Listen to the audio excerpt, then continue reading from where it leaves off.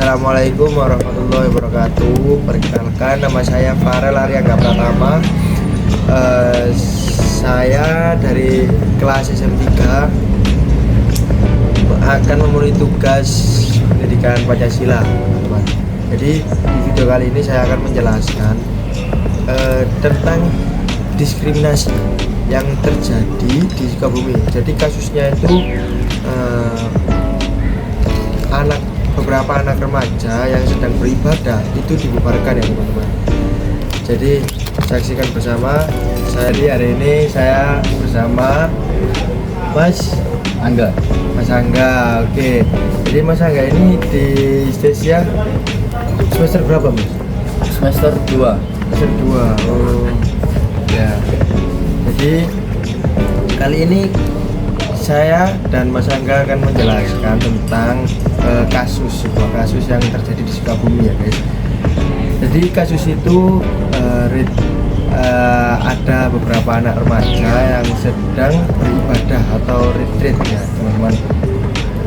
Tapi di villa tersebut dibubarkan oleh masyarakat setempat karena ada alasan tertentu yang mungkin kita akan jelasin di video kali ini.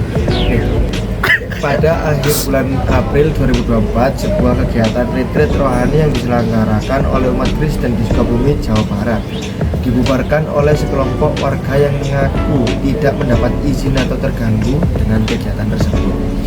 Retreat tersebut sebenarnya dilakukan di sebuah villa pribadi dan dihadiri oleh puluhan peserta, kebanyakan anak muda dan remaja.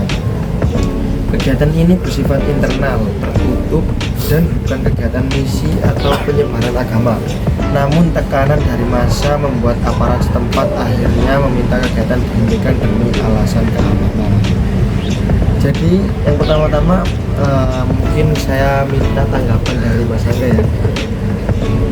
Gimana tanggapan Mas Angga waktu pertama kali dengar berita soal ini? Ya, saya cukup terkejut ya. Itu mengganggunya itu kenapa? Suaranya yang keras apa gimana? Nah, menurut warga setempat itu mereka melakukan ibadah itu memang terlalu keras. Jadi masyarakat terganggu. Nah, tapi Mas Angga, pada saat itu kan bisa saja masyarakat kayak menegur ya, menegur dengan ya sopan lah. Tapi masyarakat itu tidak menegur dengan baik, justru malah melakukan perusakan di villa tersebut. Nah itu gimana ya? Apa ada pelanggaran tertentu? Ya mungkin ya pelanggaran itu nggak ada ya. Mungkin masyarakat di sini terlalu egois lah ya. Ya kayak gimana ya? Tidak bisa toleransi terhadap agama lainnya itu. Ya sih, benar. Jadi menurut Mas Angga sebagai mahasiswa ya, apa pesan buat mahasiswa lain atau seluruh masyarakat yang menonton video ini? Ya pesan saya untuk masyarakat atau mahasiswa di sekitar ya, tumbuhin sikap toleransi kepada agama yang lain agar tidak terjadi kesenjangan agama dan tidak mengganggu agama lainnya untuk beribadah.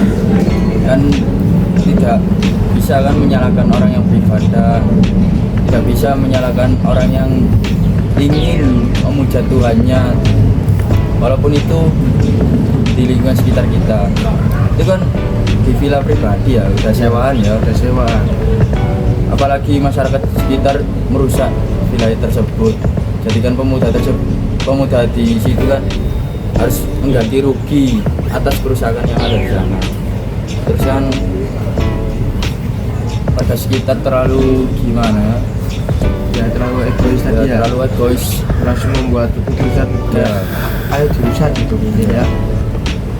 Sangat fatal sih teman-teman, karena diskriminasi itu juga tindakan kejahatan ya jadi hak manusia itu terganggu, nggak sesuai dengan apa yang ada di negara kita, dengan kebebasan yang ada.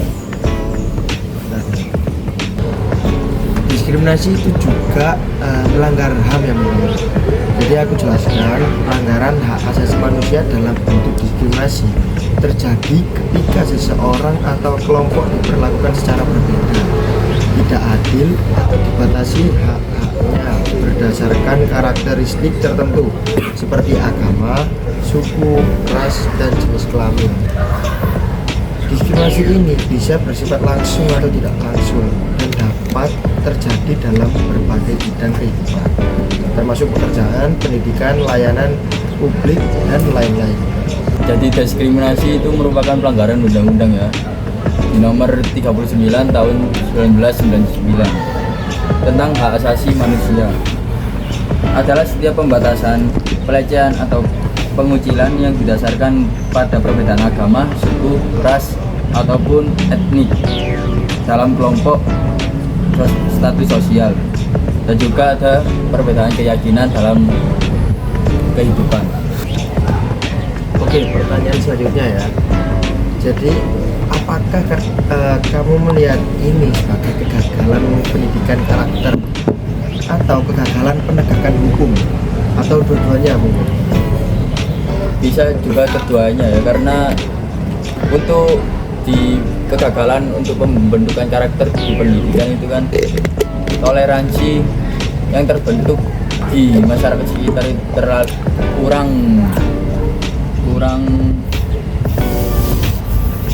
terbentuk di dalam diri masyarakat tersebut, sehingga mereka mengganggu atau tidak bisa toleransi terhadap apa yang pemuda-pemuda itu lakukan.